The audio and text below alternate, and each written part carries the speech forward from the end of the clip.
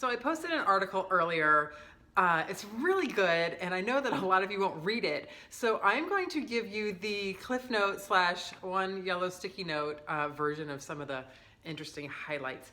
The whole basis of the article was saying, we have all this technology at our fingertips, and yet anxiety, depression are way up, and meaningful relationships are way down. And they did a bunch of studies and have a few interesting statistics that I'll share with you on my little sticky note. So they said in the last 30 years, the number of adults that don't have a long-term partner has gone up 50%, which is a lot. And they also mentioned that of all the adults, 50% of adults frequently use dating apps.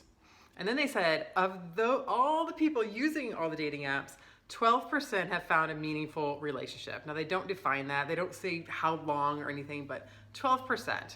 And then it kind of goes on to some of the whys and that, some of the just, a lot of it's just gamification and just getting people addicted to the apps and not really concerned about even wanting a relationship. It talks about the paradox of choice, which is called a few different things, but the paradox of choice is when you have too many options, you're almost afraid to make any kind of choice, and so you don't. Whether it's online shopping, and especially on dating apps, you're almost afraid to, I'm sure there's better, right around the corner kind of phenomenon, which is just, kind of just not doing great things for our society.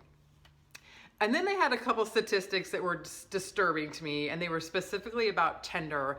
And it said 30% of people on Tinder are married. That seemed high to me. I was guessing it was closer to like 10, 15%.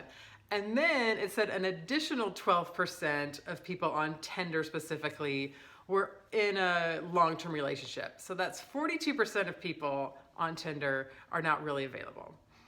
That's kind of depressing. So that's the highlights. I don't think it's any shock that the current systems are not working